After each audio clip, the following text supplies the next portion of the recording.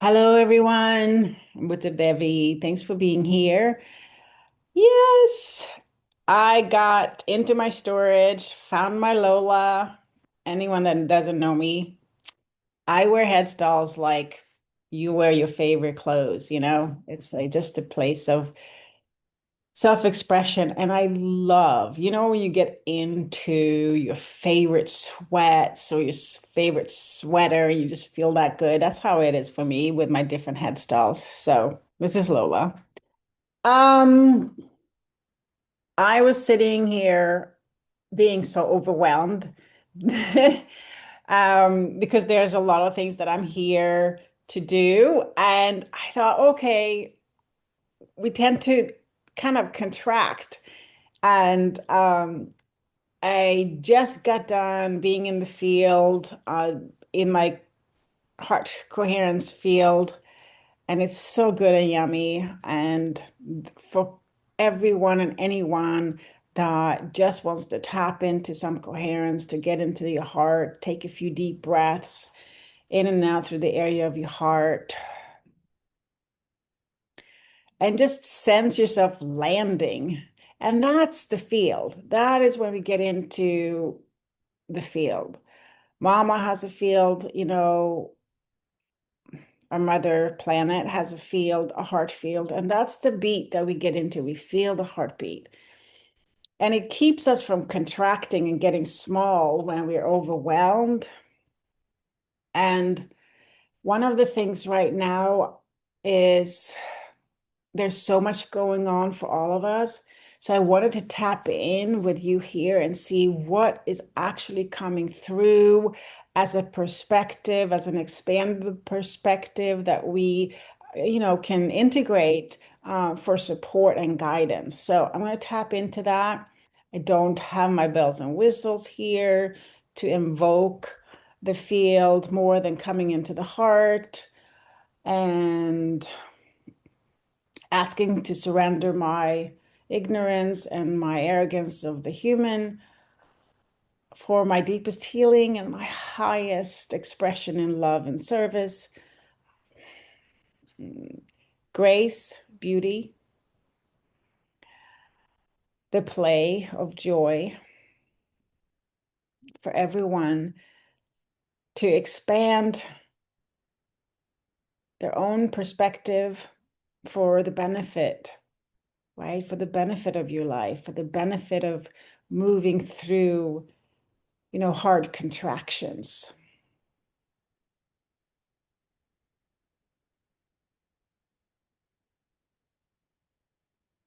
And I'm just going to apologize again for any burping that might happen as I come in and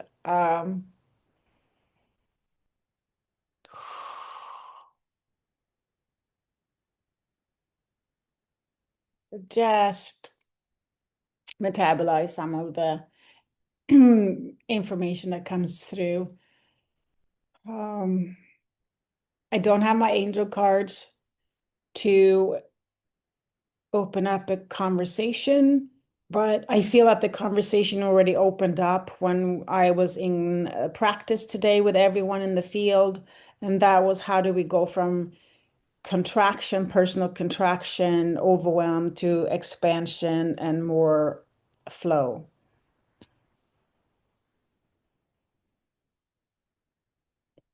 So, the first thing that I am seeing here is, you know how a river can be really turbulent? And then there are these different sort of like individual sort of vortices that kind of goes through here and there. And then there is this underlying stillness underneath that, that is always there, that just holds space for the river to come through, to flow. So there's this energy that holds space for the river that's always still, which is sort of like the memory of the river, the memory of its own wetness, wateriness, riveriness. It's the best I can express. Um, so how do we make this so that it is can be applied to our personal experience? So I'm asking Spirit, please show us like what is in this field that can bring us into a personal understanding with this vision. So what is showing me is that when we are very young, there is this stillness, there is this space for our beingness, for our humanness, for our soul to have its way in experiences, right? We come here into and individuate to have these individual experiences, and everyone does that. And then we know how we are imprinted by our environment, our caregivers, and all of that in the very early as stage as we are developing these senses to have our individual experience with. And so we are forming these different filters based on where we grew up and how we grew up and what are, sort of what I say, our original violation of our innocence, how it happened, what happened, and how much we have resolved and healed from that and learned from that and actually gained our power from that, because usually that is what it is. It is that one little pebble in the shoe that starts to keep us into like forming this pearl, it's sort of like what happens in the muscle, like how the pearl is shaped based on this sand, this irritant. So again, holding that space. So when we talk about codes, okay, so I don't codes, personal codes. There's a lot in the community, around light workers. It's like, okay, where the codes are, we are being activated. A lot of more people are being awakened. And what is it? Awakened to the presence, coming out of numbness, coming into we can, if we're doing a lot of shadow work, coming into a lot of subconscious material. But what this is showing that it actually is about when we, or not only, but here's another perspective. Like, okay, so again, whatever I say here, if it is not resonating with you, if it feels like you have to effort around it to understand it, then, go to somewhere else. Like, this is not the channel, this is not something for you. But if there's something here that is feeling like a resonance, then this could be for you. So what happens is that when we talk about codes and when we talk about that that one place of us that holds the stillness, that holds it's like the basket of us, the place that the shape, the form that holds us. It's almost like when we're making, cookies or something. We put it in a form and then we pop the cookie out, but so there's this invisible form that it holds our memory, our imprint, our codes. And so when it gets activated, when we're talking about being overwhelmed and contracting, what I'm seeing here is that we're invited to come in to a feeling, that these codes are their feelings, and they're feelings from these early memories, that is still here, that invisible space holder for our lives is still here with everything that we need, to be able to, so when we say activate these codes, like these unique individual light codes that make us unique, right? Because they are how we are expressing love and how we are taking in information and regurgitating it and creating new things with it based on our experiences. How this happens through our being, through our grid, through our fingerprint, through our genetics, through our soul's deepest desire. That is unique to us. And so when we talk about codes, light codes, what I am seeing here is that it's feeling. When it comes into the body, it's a feeling. It's a sense feeling. So what's important here, I see, like even if there's turbulence, there's lots going on the surface.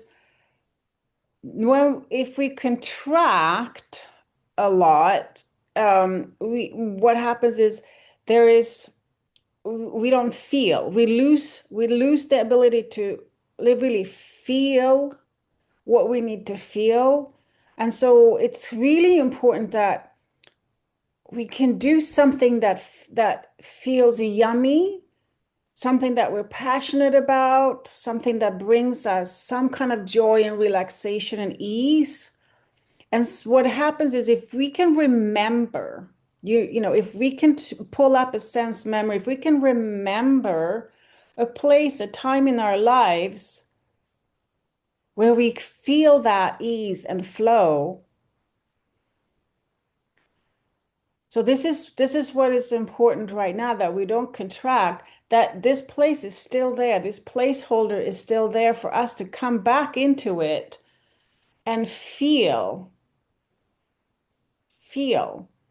Even like your imagination is so important right now. Your imagination, you have an access to your imagination. Don't manage your imagination, but let it run wild. If that's what can happen, can bring the flow open so that you can start feeling a feeling of yourself. You remember an essence of yourself that, like, this is me. I know this feeling. I know how free I felt. I know how invincible I felt. I know how creative I felt. I know how excited I felt. How and there's this ignorance around, you know, some of these movements, but they're not really like when we were younger, we were sort of ignorant to a lot of the stuff that's, could really shut us down. So ignorance is bliss to some extent, and it's helpful. Um, so if we can come back now, that we have matured a lot and understand more about ourselves, we can come back to these places where we might have had ignorance around it before, but the feeling still is really important. Like if we can access these really um, essential aspects of our own innocence that has so much information and energy for, has a lot of energy for us, as that's kind of the information. It brings us energy and we get turned on um, instead of contracting. So, so whenever you have a feeling, like if you can just, if there's a feeling that you really love, for me, I love being on the back of my horse or a horse and like bareback, just like nose in the, mane, laying on him, just, you know, in the pasture, just feeling connected with, the beauty of the being and I mean, for some reason, that brings me back to my childhood. That brings me back to so many things in my life that just connects everything and makes everything like make sense. And I feel purposeful. I feel satiated, not full. I feel absolutely emotionally and spiritually satiated when I'm connected with the horse in that way. Um, and so there, whatever you have to do to come into that place is what I'm seeing now is so important that we do. Um, And that, for some reason, will open up the flow and bring us energy and direction and bigness. Well, when we get overwhelmed, we get contracted. So the bigness of it, of our light, so that there's the free flowing of our light, in the sense of like we're not contracting, is what's important. And what can help is coming up and activating by bringing our awareness to these areas of sense memory, the feeling, because it's still there. It's still very much alive. And it's not an old memory. Like it's not something that happened before and will not happen again. It is still alive in us. It's still available to be harnessed and to be connected with and to be supported by and to be guided by. And so it's important for us to be able to just bring our awareness back to that and reach out. And it's almost like, when we talk about soul retrieval, this is sort of a way for us to like bring our,